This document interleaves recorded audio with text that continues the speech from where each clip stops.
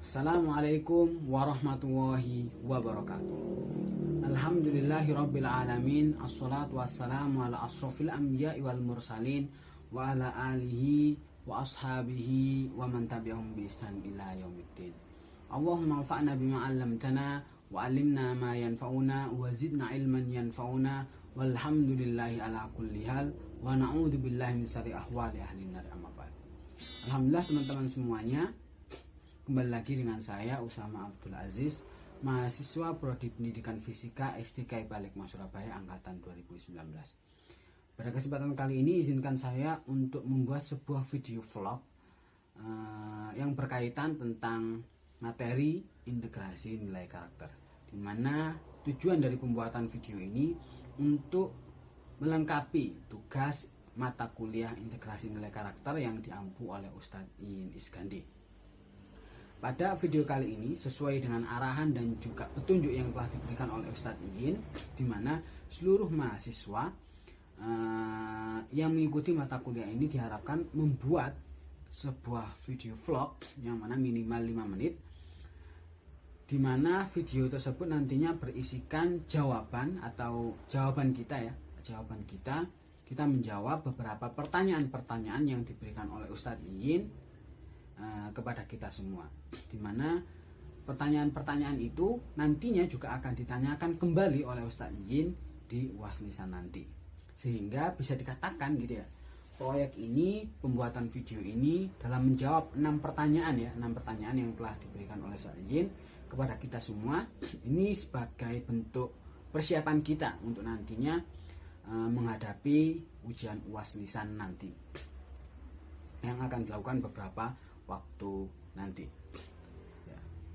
Pada saat ini ada 6 soal sebagaimana yang telah saya sebutkan tadi. Ada 6 soal yang telah Ustadz Iin berikan kepada para mahasiswa dan harus dijawab dengan tepat, benar, sesuai dengan apa yang telah Ustadz Iin sampaikan kepada kita semuanya ya.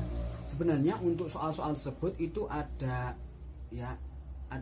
soal yang berbahasa Inggris, soal bahasa Inggris, kan, tapi berhubung videonya ini adalah video yang menggunakan bahasa Indonesia, oleh karena itu untuk pertanyaan-pertanyaannya, dengan tanpa mengurangi rasa hormat kepada Ustadz Iin Iskandi, saya mohon izin untuk merubah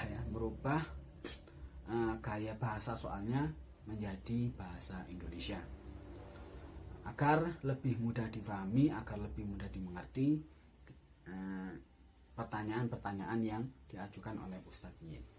Ya, kita langsung saja teman-teman masuk kepada pertanyaan yang pertama. Di mana pada pertanyaan yang pertama di sini ini kita baca terlebih dahulu, yaitu jelaskan salah satu tokoh terkemuka dalam pendidikan Islam dan sains beserta keahlian dan pengaruhnya masing-masing di dunia dari masing-masing generasi berikut, yaitu yang pertama dari generasi sahabat, yang kedua dari generasi tabi'in, kemudian yang ketiga dari generasi dinasti sampai abad ke-17, dan yang keempat dari abad modern dari bangsa Indonesia, dan juga yang kelima dari abad modern tapi orang non-Indonesia. Nah, kita langsung saja masuk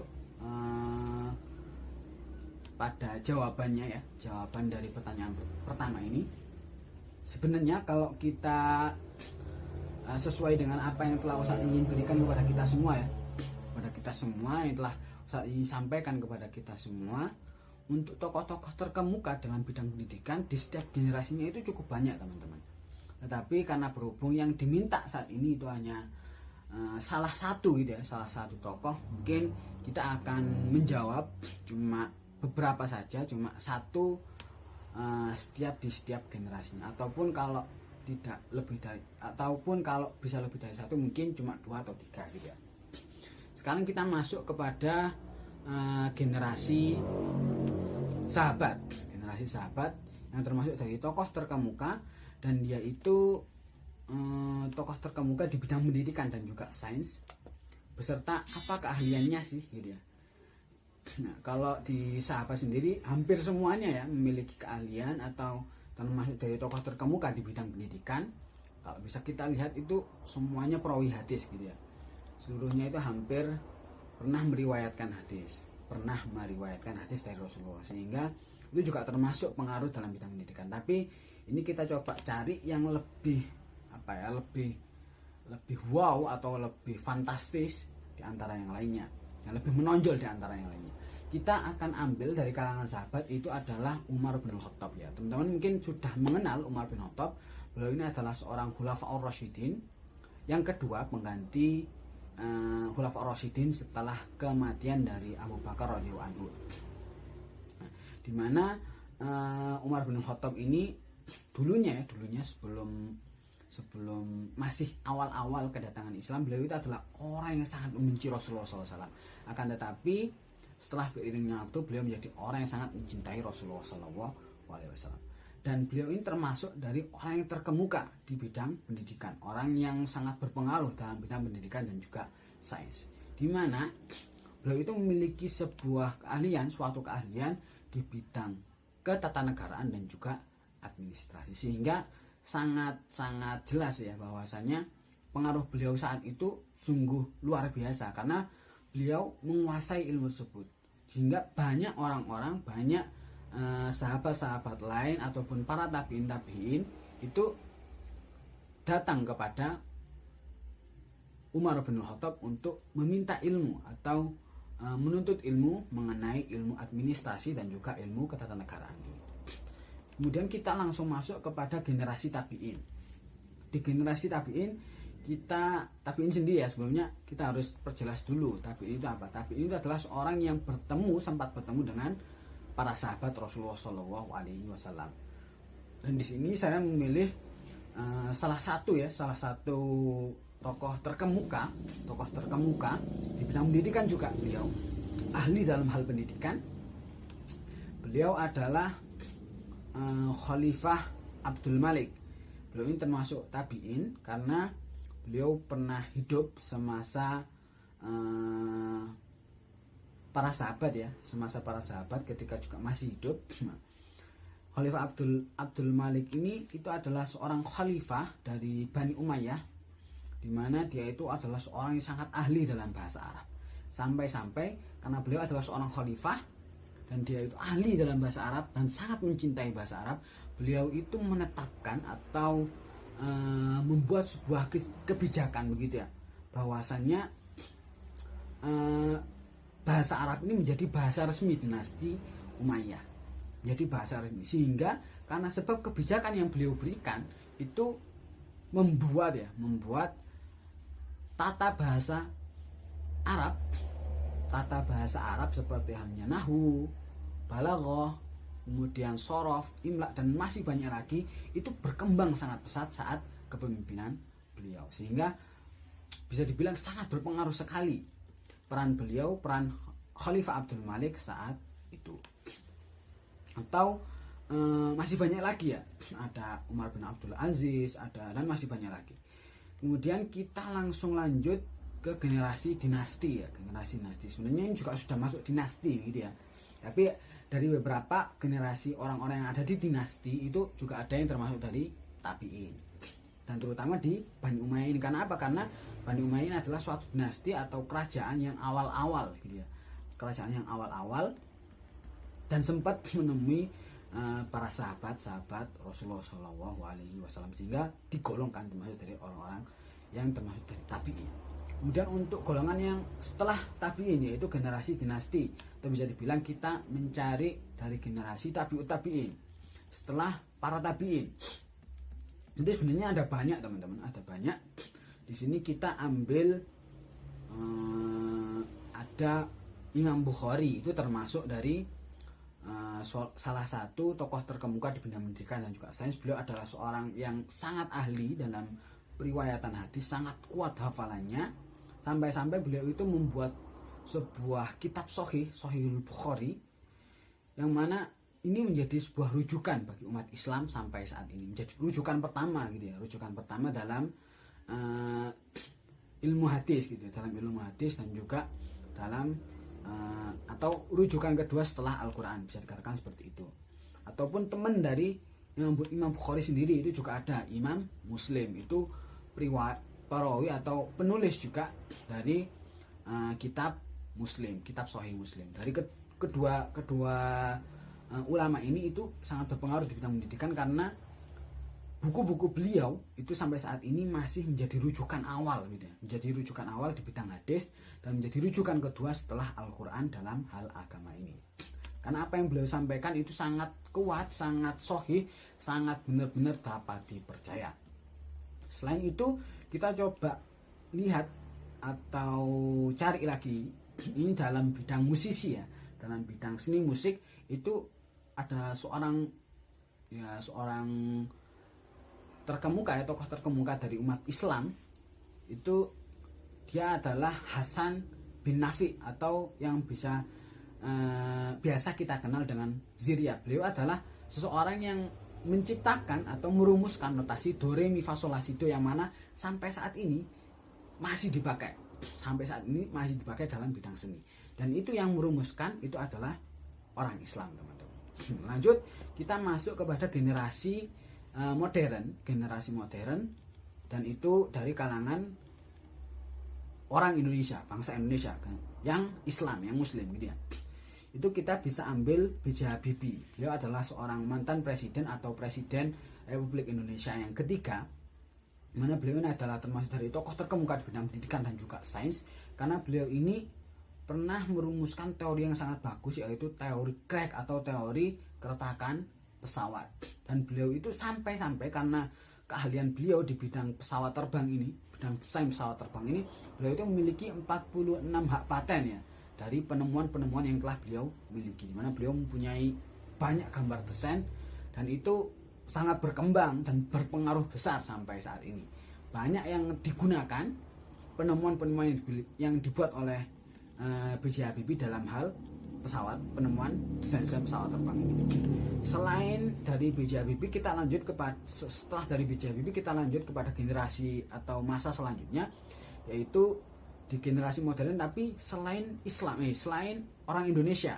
Generasi modern Islam tapi selain Indonesia, itu ada seorang pakar politik ya, ada seorang pakar politik dan juga pakar syariah dari Jepang, yaitu namanya Hasan Konakata ya. Beliau itu adalah seorang pakar politik, pakar syariah dari Jepang, sehingga bisa dibilang ya bahwasanya beliau ini sangat berpengaruh besar untuk kemajuan teknologi, kemajuan pendidikan sampai saat ini. Beliau adalah seorang muslim yang taat.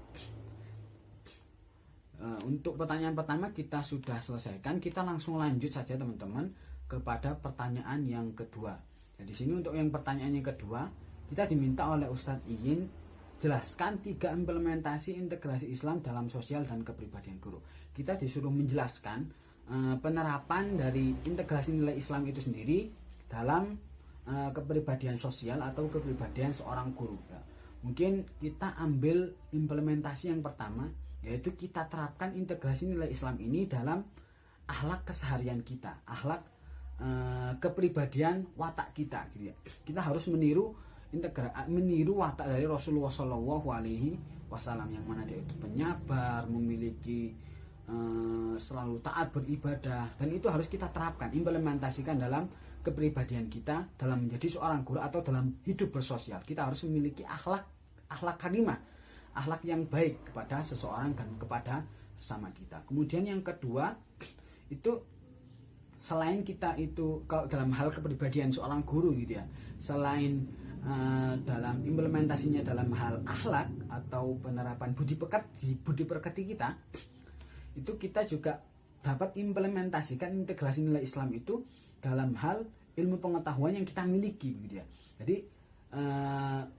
seorang guru itu dikatakan sangat luar biasa, sangat profesional itu sekarang bukan hanya ketika dia itu menguasai bidang yang dia kuasai saja. Contoh ya, ada seorang yang menguasai fisika, cuma menguasai fisika. Sebenarnya yang lebih bagus lagi, dia itu mengimplementasikan integrasi Islam dalam artian dia itu juga menguasai nilai-nilai agama, sehingga ketika nantinya ada suatu permasalahan dari seorang siswa atau wali murid, itu beliau bisa menyelesaikan dengan apa-apa yang telah Rasulullah SAW kepada kita semua, yaitu dengan syariat Islam ini.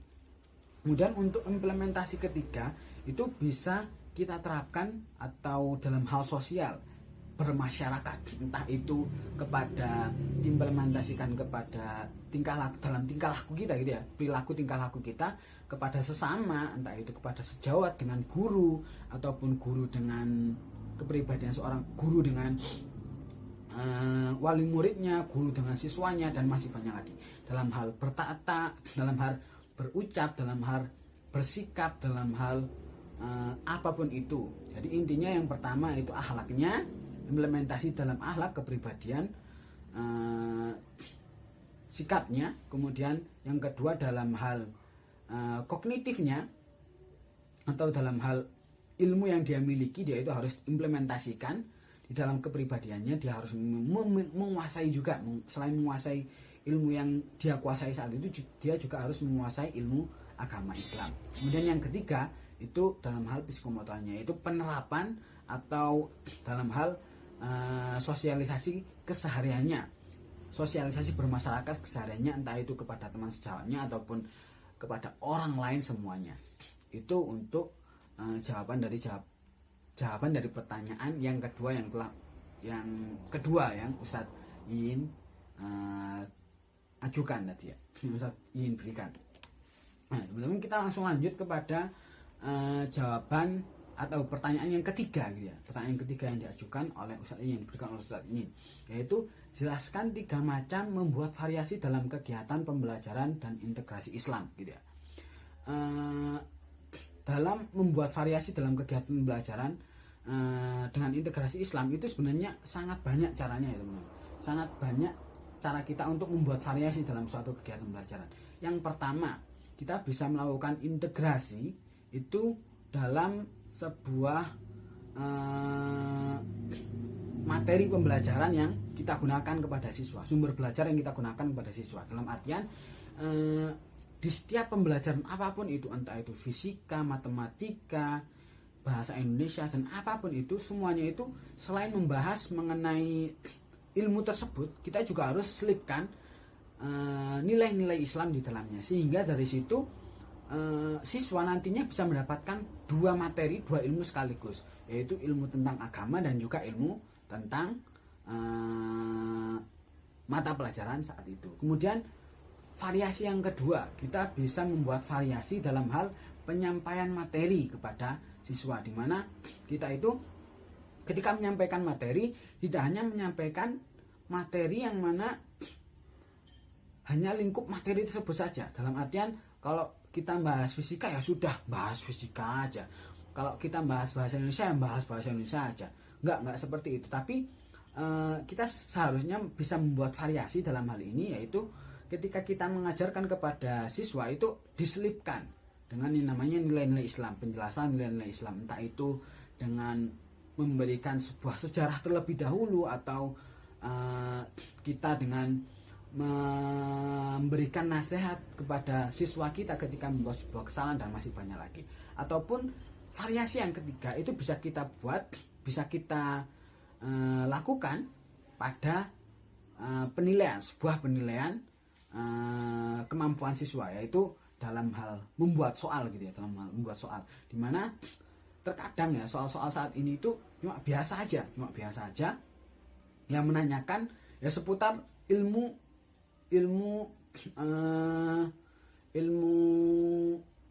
yang ditekuni saat itu ya. Kalau bahas fisika ya soalnya tentang fisika atau terus kata-katanya juga kata-kata fisika. Itu sebenarnya kita bisa membuat variasi dalam hal itu, yaitu dalam soal tersebut kita itu bisa selipkan kata-kata nilai-nilai integrasi Islam di dalam soal tersebut. Contohnya cobalah kita buat, biasanya kita membuat kata-kata ataupun membuat sebuah ungkapan, membuat ungkapan itu rumah gitu ya, volume rumah gitu ya. Contohnya volume rumah itu berapa, tinggi rumah itu berapa, kita coba rubah dengan sesuatu yang berbau nilai-nilai Islam, entah itu kita dengan mengatakan masjid ataupun Ka'bah dan masih banyak lagi. Dalam artian jadi 3 ini. Yang pertama bisa kita terapkan dalam materi pembelajaran kita variasikan dalam materi pembelajaran kita, kemudian cara penyampaian kita, dan yang ketiga penilaian kita dengan pembuatan soal yang kita ajukan kepada siswa nantinya, sehingga ketika siswa menjawab sebuah soal tersebut tidak hanya berpikir seputar lingkup pembelajaran yang dia hadapi saat itu, tapi dia juga mendapatkan output dari nilai-nilai keislaman, karena sebab soalnya ada keterhubungan yaitu atau integrasi dari nilai-nilai Islamnya. Kemudian kita langsung masuk kepada pertanyaan yang keempat, yaitu jelaskan 8 prinsip pengembangan kurikulum beserta contohnya dalam materi pelajaran SMA. Pengembangan prinsip pengembangan kurikulum itu ada 8 ya teman-teman, ada 8. Ini telah dijelaskan atau telah dirumuskan oleh beberapa pakar ahli dalam hal ini.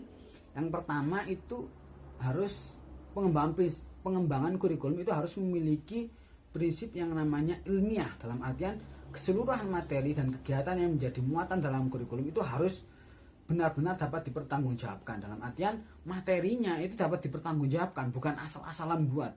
Tapi materinya itu benar-benar dapat dipertanggungjawabkan, dapat dibuktikan gitu ya, dapat dibuktikan kebenarannya.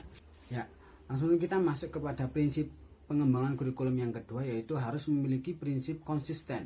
Dalam artian hubungan antara standar kompetensi, kemudian kompetensi dasar, indikator, materi pembelajaran dan apapun itu saling berhubungan dan saling berkaitan satu sama lain. Apa yang ingin ditujukan, apa yang ingin diharapkan, apa yang ingin ditingkatkan dari kemampuan siswa itu saling berhubungan satu sama lain. Kemudian yang ketiga dalam prinsip pengembangan kurikulum itu adalah harus memiliki prinsip yang relevan. Dalam artian pengembangan kurikulum itu harus memiliki kesesuaian di antara komponen-komponennya, seperti halnya tujuannya, bahannya, strateginya itu harus sesuai dengan apa yang diharapkan. Jadi bisa dikatakan harus relevan gitu ya, harus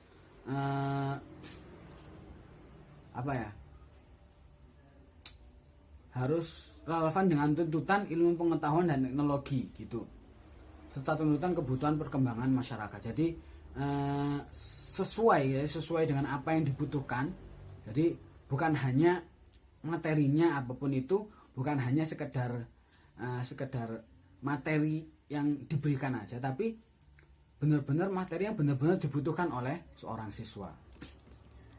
Kemudian yang keempat itu prinsip yang keempat itu adalah harus memiliki prinsip ketercukupan teman-teman, yaitu cakupan, dalam artian cakupan indikator materi pembelajaran, kegiatan pembelajaran itu harus saling harus saling menunjang satu sama lain untuk saling berkaitan satu sama lain untuk cukup menunjang itu. Gimana ya?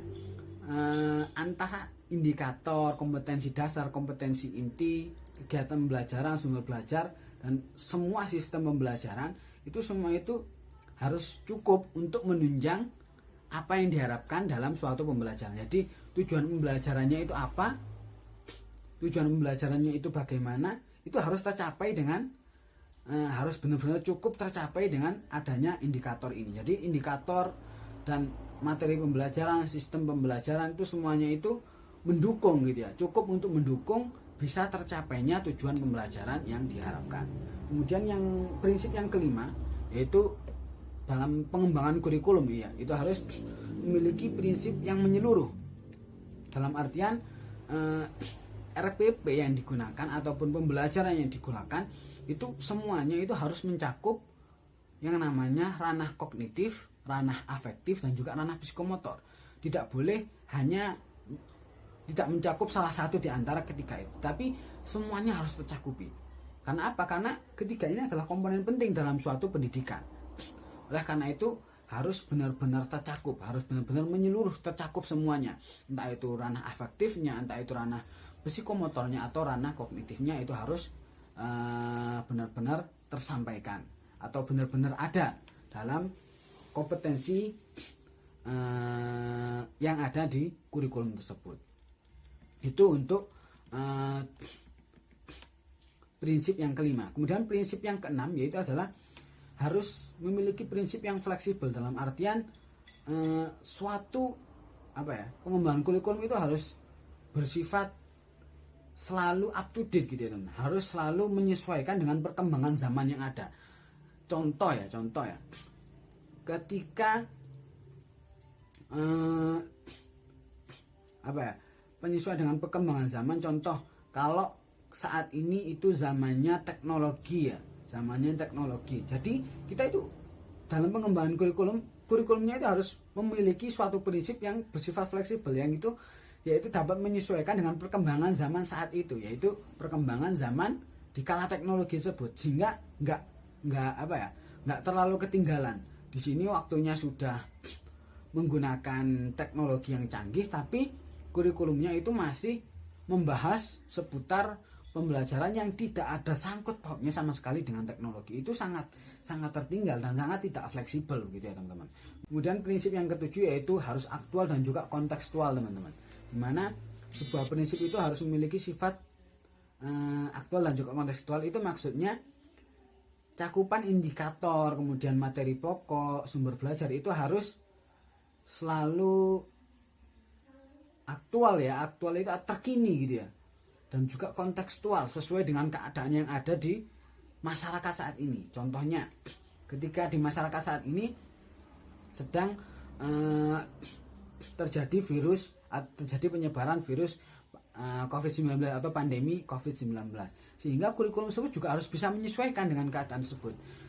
Dalam artian pembelajaran yang tadinya offline berubah menjadi online, ataupun kurikulum ini juga harus menyesuaikan dengan keadaan yang ada, di mana keadaan yang ada harus memaksakan seluruh siswa itu melakukan pembelajaran secara daring menggunakan handphone, menggunakan e-learning gitu ya. Jadi ya kurikulumnya itu harus juga sesuai, harus juga menyesuaikan dengan keadaan yang sedang terjadi saat ini. Jadi selalu aktual, selalu terbarui, selalu up to date dari waktu ke waktu, dari masa ke masa. Tidak tertinggal, ketinggalan zaman, tidak ketinggalan waktu. Kemudian prinsip yang terakhir dalam pengembangan kurikulum itu harus memiliki sifat yaitu kontinuitas. Dalam artian pengembangan kurikulum itu harus memperhatikan kesinambungan antara tingkat kelas, antara jenjang pendidikan. Dalam artian kurikulum tersebut itu seluruh materi pembelajarannya, seluruh apapun itu semuanya itu menunjang siswa untuk bisa mengembangkan dirinya agar bisa mempersiapkan untuk di jenjang setelahnya, di jenjang tingkat atasnya. Contoh ya, seseorang siswa itu berada di kelas 10 semester 2 gitu ya, 10 semester 2. Maka kurikulum yang ada saat itu di semester 2 pada kelas 10 tersebut itu harus selalu berkesinambungan dan menunjang adanya untuk bisa mempersiapkan dirinya di kelas selanjutnya, tingkat selanjutnya gitu ya. Kalau di pembahasan fisika, kita coba ambil pembahasan fisika. Di kelas 2 itu ada pembahasan mengenai fluida. Maka nantinya di kelas selanjutnya itu juga akan materi tentang fluida itu akan berkaitan dengan, akan berkesinambungan dengan materi yang ada di kelas berikutnya, sehingga ini harus sangat mempersiapkan. Jadi bisa diartikan saat kurikulumnya itu harus bisa mempersiapkan siswa untuk bisa bisa meraih atau bisa menyesuaikan dirinya dengan tingkat kelas yang setelahnya. Itu untuk penjelasan mengenai prinsip pengembangan kurikulum beserta contohnya dalam materi pembelajaran SMA. Ya, teman-teman, kita sekarang masuk kepada pertanyaan yang kelima. Dimana pada pertanyaan yang kelima ini Ustadz Iyin meminta kita untuk membuat 5 soal pilihan ganda dengan integrasi nilai Islam sesuai dengan bidang yang sedang kita tekuni saat ini ya. Berhubung saat ini saya sedang menekuni di bidang fisika. Nah, karena itu di sini saya akan membuat 5 soal fisika yang terintegrasi nilai-nilai Islam. Di sini sebenarnya saya sudah membuat 20 soal ya. 20 soal, ada 10 soal pilihan ganda dan juga 10 soal esai. Karena tapi mungkin yang akan saya tampilkan, yang akan saya tunjukkan ini ada cuma 5 soal aja. Agar lebih jelas, jadi saya menggunakan rekam layar ya teman-teman ya. Kalau tadi masih menggunakan face, masih wajahnya terlihat, tapi di sini mohon maaf kalau wajahnya tidak terlihat. Ya langsung saja. Ini untuk yang soal yang pertama ya, soal yang pertama. Teman bisa baca di sini soal pertama yang dari saya yang terintegrasi nilai Islam, yaitu Abdullah, seorang kuli buruh angkut di kota Mekah, sudah 3 minggu menderita sakit pinggang. Sebagai seorang muslim, ia tidak bisa melakukan rukuk pada saat sholat wajib maupun sholat sunnah. Akibat penyakit tersebut, sebagai tulang punggung keluarga, ia harus tetap bekerja. Dia ingin memindahkan sebuah peti berbahan kayu yang berat ke atas bak truk dengan bantuan bidang miring. Dia menyatakan bahwa dibutuhkan usaha lebih kecil untuk memindahkan sebuah peti berbahan kayu yang berat ke atas bak truk jika panjang bidang L itu ditambah. Berdasarkan pernyataan tersebut, jawaban yang benar ialah di sini untuk jawabannya ini ada 5 jawaban A sampai C. Yang pertama, A itu memperpanjang bidang miring tidak berpengaruh pada besarnya usaha yang dibutuhkan. Memperpanjang bidang miring hanya memperkecil gaya dorong yang dibutuhkan. Kemudian yang B, memperpanjang bidang miring berpengaruh pada besarnya usaha yang dibutuhkan. Memperpanjang bidang miring hanya memperkecil gaya dorong yang dibutuhkan. Kemudian yang C, memperpanjang bidang miring tidak berpengaruh pada besarnya usaha yang dibutuhkan. Memperpanjang bidang miring hanya memperbesar gaya dorong yang dibutuhkan. Kemudian yang D, memperpanjang bidang miring berpengaruh pada besarnya usaha yang dibutuhkan. Memperpanjang bidang miring hanya memperbesar gaya dorong yang dibutuhkan. Yang E, semua jawaban di atas itu benar. Nah, di sini untuk integrasi nilai Islamnya ini saya cantumkan di awal-awal soal itu ada Pak Abdullah adalah seorang kuli buruh angkut di kota Mekah gitu ya. Kota Mekah ini kan yang berbau nilai-nilai Islam, dan Abdullah ini juga nama-nama yang berbau nilai-nilai Islam juga gitu ya. Di sini juga ada seorang muslim, kemudian ada kata tidak bisa melakukan ruku, salat wajib, dan masih banyak lagi. Ini sudah ada integrasi nilai Islamnya. Jawabannya yang benar ini adalah jawaban yang A.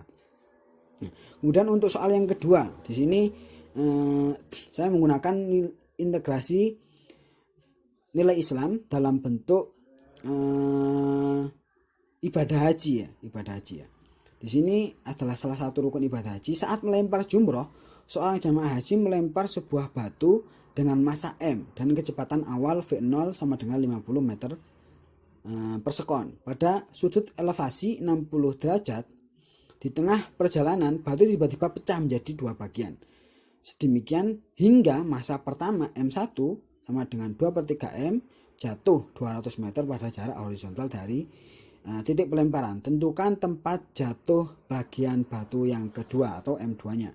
Jadi di sini saya mengintegrasikan nilai Islam dengan soal yaitu tentang materi gerak parabola gitu ya. Yaitu lempar jumroh, itu kan pastinya yang ditimbulkan dari lempar tersebut itu adalah gerak parabola ya dari batunya ya. Maka di sini saya juga mengaitkan atau mengintegrasikan hal tersebut, yaitu nilai lempar jumroh dengan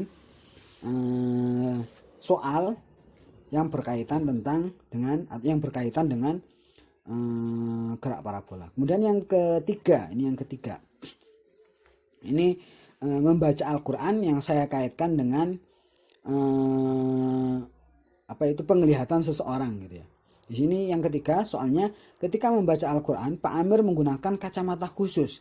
Karena saat tanpa kacamata, dia hanya dapat membaca dengan jelas pada jarak minimal 50 cm.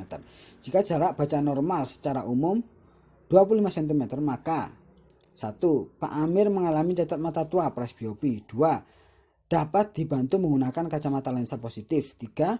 Untuk dapat membaca dengan normal dapat dibantu dengan menggunakan lensa yang memiliki fokus 0,2 meter. Kemudian yang keempat, untuk dapat membaca dengan normal dapat dibantu dengan menggunakan lensa berkekuatan 2 dioptri. Pernyataan-pernyataan di atas yang benar adalah A 1, 2, 3, B 1 dan 3, C 2 dan 4, D 4 saja. Nah, dari sini yang benar adalah yang C, yaitu 2 dan 4. Di sini saya mengintegrasikan seorang yang membaca Al-Quran dengan cacat atau penglihatan seseorang tersebut. Kemudian untuk soal yang keempat, ini soal yang keempat yaitu berkaitan dengan bulan Ramadan ya. Ini dikaitkan dengan gerak melingkar ya, gerak melingkar atau gerak pada roller coaster gitu ya. Pada liburan sekolah di bulan Ramadan tahun ini, Ahmad dan Yusuf berencana akan pergi ke Ancol. Mereka ingin menaiki sebuah permainan yang disebut roller coaster yang memiliki lintasan seperti pada gambar berikut. Menurut pendapat Anda, pernyataan yang benar mengenai gravitasi yang akan dialami Ahmad dan Yusuf pada saat bermain roller coaster itu adalah, ini ada A, pada posisi 3 roller coaster tidak memiliki percepatan gravitasi. Yang ada adalah gaya tekan roda ke lintasan yang arahnya ke atas. Kemudian yang B, pada posisi 1 roller coaster memiliki percepatan gravitasi yang arahnya ke bawah dan memiliki gravitasi yang lebih besar dibanding posisi 2, 3, dan 4. Dan yang C, pada posisi 2 roller coaster memiliki percepatan gravitasi yang arahnya ke kanan keluar lintasan dan memiliki gravitasi setengah dari posisi 1. Pada posisi 4 roller coaster memiliki percepatan gravitasi yang arahnya ke bawah dan memiliki gravitasi yang besarnya sama seperti pada posisi 1, 2, dan 3. Untuk yang benar itu adalah jawabannya yang D teman-teman. Yaitu pada posisi 4 roller coaster memiliki percepatan gravitasi yang arahnya ke bawah dan memiliki gravitasi yang besarnya sama seperti pada posisi 1, 2, dan 3. Ini mengintegrasikan antara ada bau-bau nilai Islam itu ya, ada liburan di bulan Ramadan dan juga permainan roller coaster menghitung nilai gravitasi dari setiap posisinya. Kemudian yang kelima, ini mengaitkan dalam Al-Quran ya, di kisah apa itu Quran surah An-Nahl ayat yang ke-69. Di sini dalam Al-Quran diisyaratkan bahwa madu bisa dijadikan minuman sekaligus juga dapat dijadikan obat untuk manusia sebagaimana tersurat dalam kisah An-Nahl ayat 69. Dari perut lebah itu keluar minum yang bermacam-macam warnanya. Di dalamnya terdapat obat yang menyembuhkan bagi manusia. Sesungguhnya pada yang demikian itu benar-benar terdapat tanda bagi orang-orang yang memikirkan. Atas dasar ini Pak Albert memilih madu yang disimpan dalam botol berukuran 600 ml.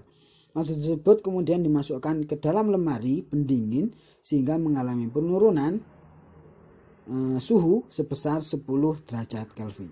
Jika koefisien ekspansi volume madu itu adalah 8 dikali 10 min 4 pangkat min 4 derajat Celcius, maka volume madu saat akan dikonsumsi seluruhnya dalam botol yang pertama memuai dan bertambah encer, 2 bernilai tetap sekalipun bertambah kental, 3 bertambah menjadi 604,8 ml, yang keempat berkurang menjadi 595,2 ml. Pernyataan di atas yang benar adalah A1, B1 dan 3, C2, D4. Yang benar adalah yang D. Karena volume madu saat dikonsumsi seluruhnya dalam botol berkurang menjadi 595,2 ml berdasarkan perhitungan yang telah kita hitung sebelumnya. Ini untuk jawaban dari soal nomor 5, yaitu kita diminta untuk membuat 5 soal gitu ya, 5 soal sesuai dengan bidang kita, yang mana soal tersebut terintegrasi nilai-nilai Islam. Ya, kita langsung masuk kepada soal yang nomor 6 ya. Soal yang nomor 6 ini berkaitan dengan pernyataan, teman-teman. Berkaitan dengan pernyataan. Dimana tentukan benar atau salah pernyataan di bawah ini beserta argumentasi Anda sesuai dengan psikologi pendidikan Islam. Yang pertama, pernyataan yang pertama. Cara terbaik untuk mengingat dan mempelajari pelajaran adalah dengan mengulanginya berulang-ulang ya. Menurut saya ya, pernyataan yang pertama yaitu cara terbaik untuk mengingat atau mempelajari pelajaran adalah dengan mengulanginya berulang. Itu sangat benar. Benar sekali. Karena apa? Karena seseorang ketika dia itu mengulang-ulang terus-menerus mengingat mengulang-ulang tersebut, maka apa yang dia ulang-ulang itu akan tertempel, akan bisa masuk ke dalam pikirannya, sehingga dari situlah dia itu akan lebih kuat. Contoh gitu ya, contoh seorang yang dia itu ingin hafalan, pastilah ya orang yang ingin hafalan itu harus diulang-ulang terus-menerus, sebagaimana perkataan beberapa ulama, perkataan beberapa orang, perkataan beberapa tokoh-tokoh besar ya mengatakan bahwasanya dalam menghafal Al-Quran ya, dalam menghafal Al-Quran itu yang sangat sulit adalah murojaahnya, mengulang-ulanginya. Karena apa? Karena kalau nggak diulang-ulang ini itu bisa saja hilang. Kalau kata Rasulullah, menurut sabda Rasulullah, Al-Quran atau kalam Rasul atau ya Al-Quran ini, kalam Allah ini itu hilangnya lebih cepat daripada onta yang diikat gitu ya. Jadi kalau nggak diulang-ulang, kalau nggak diikat dengan cara mengulang-ulanginya terus-menerus, murojaahnya terus-menerus, maka ilmu tersebut akan cepat mudah hilang. Oleh karena itu cara mengingat yang mudah, cara mempelajari pelajaran yang mudah itu dengan cara mengulanginya berulang-ulang terus-menerus. Dengan kita mengulang-ulang terus-menerus, maka itu akan semakin melekat dalam otak kita, semakin melekat pada pikiran kita, sehingga kita itu lebih mengingat apa yang kita sedang lebih mengingat dengan apa yang kita hafalkan itu ya, apa yang kita pelajari saat itu. Kemudian yang kedua yaitu yang B ya, ini pernyataan yang B. Demi keadilan, guru harus memberikan tindakan dan hukuman yang sama kepada siswa laki-laki dan juga perempuan. Ya menurut saya sebenarnya ini berkata tentang keadilan. Ini menurut saya agak kurang setuju ya, agak kurang pas gitu ya, kurang sesuai, masih salah gitu ya. Karena apa? Karena sebuah keadilan itu menurut saya tidak harus sama. Jadi adil itu tidak selalu harus gini ya gini, enggak harus gitu. Tetapi bisa saja yang dimaksud adil itu ini diberi sedikit tapi ini lebih banyak, itu adil gitu ya. Karena apa? Kekuatan seseorang, kemampuan seseorang itu berbeda-beda teman-teman. Contoh ya, kalau bisa kita gambarkan dengan segi mudah, bukan dalam hal ini mungkin saling berkaitan gitu ya dalam memberikan tindakan hukuman ya. Ini contoh real dan sangat kecil ya, sangat remeh ya. Seorang orang tua ya ketika memberikan sebuah uang saku kepada anaknya yang dia itu seorang mahasiswa dan juga seorang yang dia itu seorang anak yang dia itu masih jenjang TK gitu ya. Itu pasti sangatlah berbeda dan itu adil teman-teman. Jadi masa adil itu harus yang anak TK uang sakunya 50.000, yang anak kuliah juga 50.000, atau yang anak anak TK itu dikasih 2.000 untuk uang sakunya, diberikan 2.000 untuk uang sakunya, masa yang kuliah juga dikasih 2.000 untuk uang sakunya? Itu nggak adil. Tapi yang dimaksud adil di sini itu sesuai dengan apa yang sesuai dengan keadaannya begitu. Kalau di dalam kaidah fikih atau kaidah hadis, yang namanya adil itu wat usy' fi mahalli, meletakkan sesuatu itu pada tempatnya. Ya sama seperti ini. Jadi demi keadilan, guru itu harus memberikan tindakan dan hukuman yang sama kepada siswa laki-laki dan perempuan. Itu sebenarnya menurut saya masih kurang tepat ya, karena dalam demi keadilan ya, dalam menegakkan sebuah keadilan, guru itu ketika memberikan sebuah hukuman kepada siswa, entah itu laki-laki ataupun perempuan, itu tidak harus sama semuanya. Dalam artian kalau anak ini salah langsung digepuk, anak ini salah langsung digepuk tanpa dinasihati, nggak seperti itu. Tapi ada kalanya kalau ini salah langsung digepuk, ada kalanya yang satu salah dinasihati dulu. Karena apa? Karena semua orang setiap tipe itu berbeda-beda. Dan itu yang dimaksud adil, sesuai dengan kriterianya, yaitu meletakkan suatu hal pada tempatnya gitu ya. Kalau waktunya langsung dipukul ya langsung dipukul, kalau waktunya langsung diberi hukuman langsung diberi hukuman. Tapi kalau waktunya cuma harus dinasihati aja ya cuma dinasihati saja. Itu yang kedua. Kemudian untuk pernyataan yang ketiga, cara guru mengevaluasi dan menilai proses belajar siswa itu akan mempengaruhi sikap dan belajarnya. Ini menurut saya sangat benar sekali. Karena apa? Ketika seorang guru itu menilai sikap siswa, itu nantinya itu akan berpengaruh kepada psikis dari seorang siswanya, dan dari situlah akan mempengaruhi juga sikap siswa dalam belajar. Contoh ya, kita ambil contoh seorang siswa itu gini, dia itu pertama sangat rajin untuk mengerjakan tugas, Kemudian ketika dikumpulkan tugasnya, tetapi seorang guru itu ternyata tidak memasukkan nilai tugas tersebut gitu.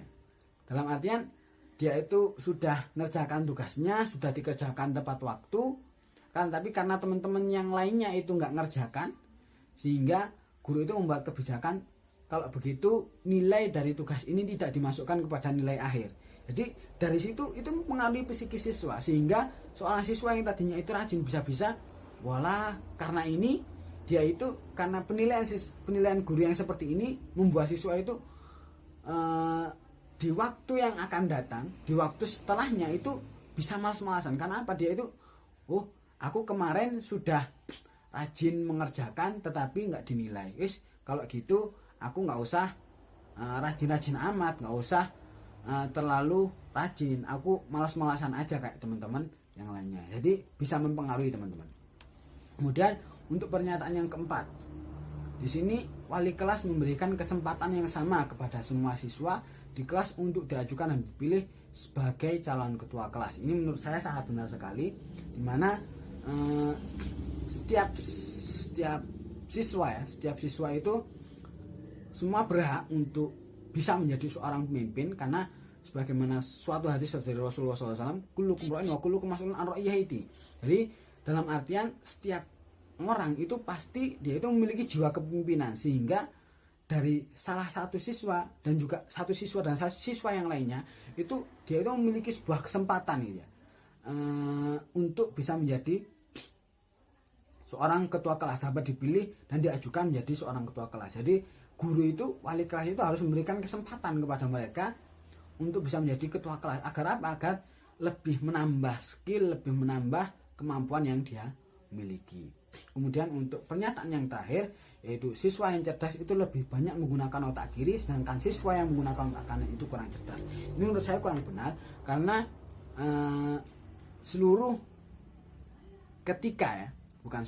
ketika seseorang itu berpikir menggunakan otak, maka bisa dikatakan semua orang itu cerdas, entah itu dia itu menggunakan otak kanan ataupun otak kiri. Karena apa? Gunanya otak itu untuk berpikir, teman-teman. Gunanya otak, fungsi dari otak itu untuk berpikir, teman-teman. Sehingga tidak dapat kita ambil sebuah kesimpulan orang yang cerdas itu menggunakan otak kiri, kemudian orang yang nggak cerdas itu selalu berpikir menggunakan otak kanan. Enggak teman-teman, enggak seperti itu. Dalam artian otak kanan, otak kiri itu sama-sama berpikir, teman-teman. Jadi kapasitasnya itu sama. Kadangkala ada seorang yang dia itu lebih fokus, lebih kuat dalam otak kanannya. Jadi dia itu bisa ahli di bidang ini.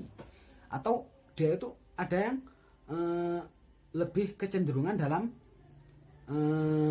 otak kirinya, sehingga dia itu lebih dominan di bidang matematika, lebih dominan di bidang seni, dan masih banyak lagi.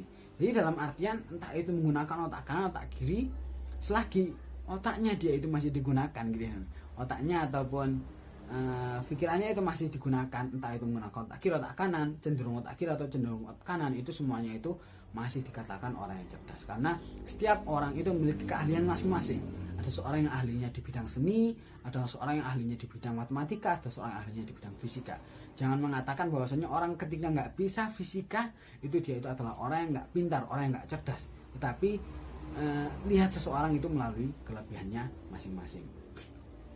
Mungkin ini saja dari saya.